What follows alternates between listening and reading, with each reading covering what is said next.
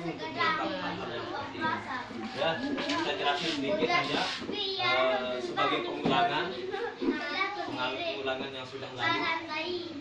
Pertama, macam-macam air yang boleh digunakan untuk bersuci.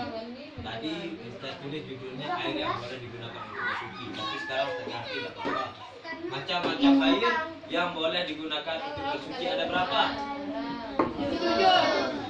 Ada 7. Yang pertama, air hujan, air laut, air sungai, air sumur, ada air salju, air embun. apa namanya itu? Macam-macam air Yang digunakan bersuci itu apa sih? Bersuci itu apa sih? Ayo, siapa tahu apa itu bersuci itu? Ya, macam-macam air yang boleh digunakan untuk bersuci. Sekarang bersuci itu apa? Bersuci itu apa, seperti apa, dan bagaimana? Ayo. Bersuci itu contohnya berwudu. Tapi bersuci itu apa? membersihkan diri, Membersihkan, menyucikan. Itu ya. Terus yang pertama air hujan.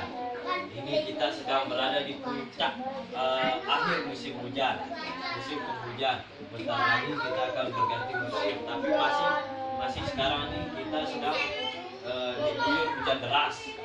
Jadi kita minta sama kalian semua dijaga kesehatannya, jangan banyak main hujan juga.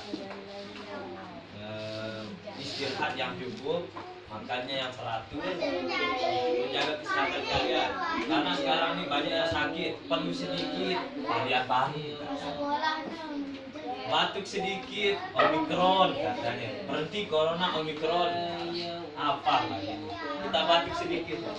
Itu varian baru yang corona jilid 2 itu Omikron itu. Ya. Omikron itu corona udah. Tapi yang jilid 2 ya. Jadi air hujan ini bisa kita masak, bisa kita minum, bisa kita pakai wudhu, bisa kita pakai mandi, nyuci, mopo, apa lagi. Intinya air hujan itu bisa kita gunakan untuk apa saja. Ya, air hujan yang asli, tapi air hujan yang asli. air sungai.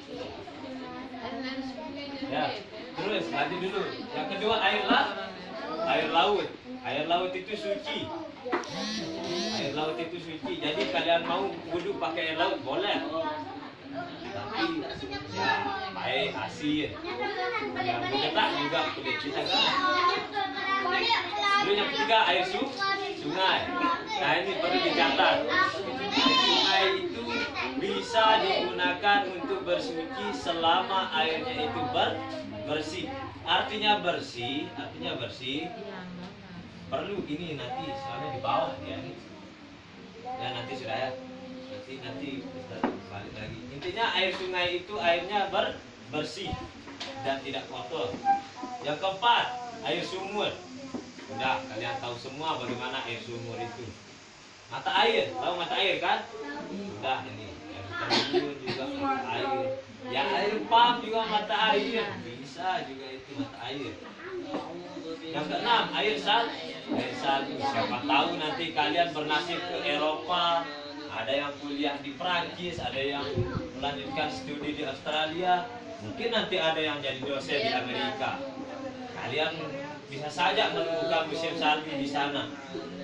Bisa kalian gunakan air salju itu. Air salju dari Dubai dari. Intinya terus yang ketujuh, apa namanya? Air embun. Air embun, tahu air embun? Bulan. Tahu air embun? Udah ini dulu. Tahu air embun? Air bor. Ya, itu namanya air embun ya. Air bor yang turun dari langit di malam hari. Di malam hari, tapi sulit. Belum pernah kita temukan orang berwudu pakai air bor. Belum pernah.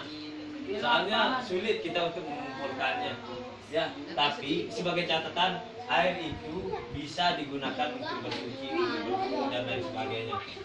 Ini macam-macam air yang mulai digunakan untuk bersuci. Sekarang pembagian air. Pembagian air. Air yang 7 ini dibagi menjadi 4. Air yang 7 ini dibagi menjadi 4. Pertama, air yang suci dan menyucikan. Air yang suci dan menyucikan. Kalau dalam kitabnya Thahir wa Mutahhirun, wahyal ma'ul airnya itu suci dan menyucikan. Itu yang dinamakan dengan air mutlak. Nah, yang 7 ini dinamakan dengan air mutlak. Yang 7 ini dinamakan dengan air mutlak ya. Ini.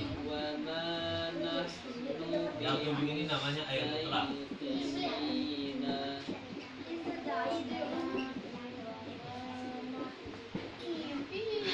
Apa itu air mutlak? Air mutlak itu air yang murni air. Air yang murni air. Air asli gitu sudah. Dari air yang 7 ini namanya air mutlak. Kenapa dinamakan air yang murni? Tidak ada campurannya. Misalnya air hujan ini tidak tercampur Sprite misalnya. Air laut juga tidak tercampur Coca-Cola. Ya, air sungai misalnya tidak tercampur dengan kotoran dan lain sebagainya. Perhatikan dulu. Nanti setelah ini kita berikan kalian kesempatan untuk bertanya. Kalau tidak ada yang bertanya, kita akan tanya. Ya. Yang kedua, baca. Air suci menyucikan namun makruh. Yaitu air yang terjemur sinar matahari Syammas. Ya. Yang kedua, air yang suci menyucikan namun makruh hukumnya, yaitu air yang terjemur sinar matahari, wahyal ma'ul musyammas, dan dialah disebut dengan air yang musyammas. Nah, perhatikan di sini, perhatikan. Ini Ustaz sudah jelaskan dulu juga. Air yang suci, artinya airnya itu suci. Jelas. Ya. Airnya itu suci, bisa digunakan untuk bersuci, bisa, karena kata kuncinya ini airnya itu suci, menyucikan, artinya menyucikan itu bisa kita gunakan untuk bersuci. Airnya itu suci dan menyucikan. Namun makruh hukumnya untuk digunakan. Makruh hukumnya ketika digunakan, yaitu air yang terkena sinar matahari atau air yang terjemur sinar matahari. Contohnya apa dulu? Kita sudah berikan contoh dulu. Misalnya di sawah, airnya itu kan baru selesai ngelowong namanya. Baru selesai ngelowong apa namanya? Apa? Ya itu sudah. Ya. Kalian baru selesai, kita kan baru selesai nanam bibit-bibitnya itu kan, bibit padi itu kan, ya. Nanti pasti ada banyak air, genangan airnya di sana kan? Ada enggak? Ada.